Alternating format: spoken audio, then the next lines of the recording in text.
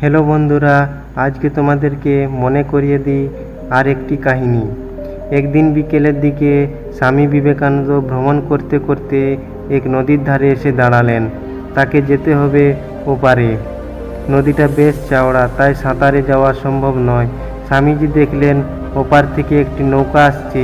তিনি ভাবলেন নৌকাটা এলে তাতে চড়ে পার হয়ে যাবেন। ঠিক সেই সময় এক সাধক এসে হাজির হলেন। চোখে মুখে আত্মবিশ্বাসের ছাপ, কণ্ঠে অহংকার।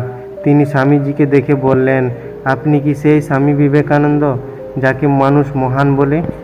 স্বামী বিবেকানন্দ বলে, হ্যাঁ, আমি এই সেই বিবেকানন্দ।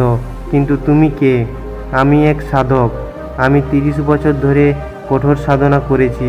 10 বছর ধরে বিশেষ করে সাধনা করে এমন শক্তি অর্জন করেছি যাতে এই নদীর ওপর দিয়ে হেঁটে পার হয়ে যেতে পারি। এই কথা শুনে চারিপাশে যারা ছিল তারা সবাই অবাক হলো। সাধক গর্ব ভরে দাঁড়ালেন, যেন অলৌকিক শক্তির প্রদর্শন করতে চাইছেন।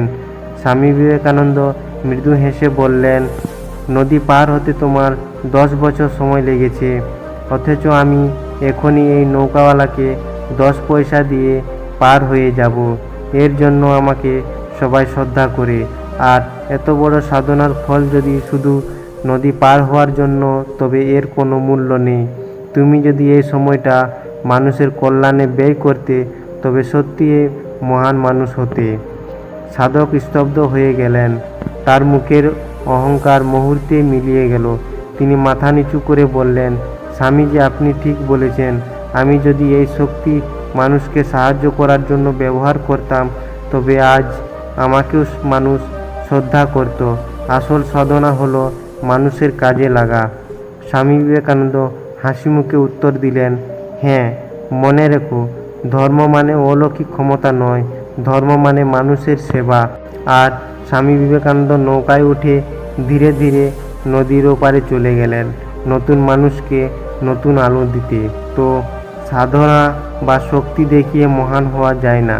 প্রকৃতি মহত্ব হলো মানুষের কাজে লাগা, সেবায় নিজেকে উৎসর্গ করা।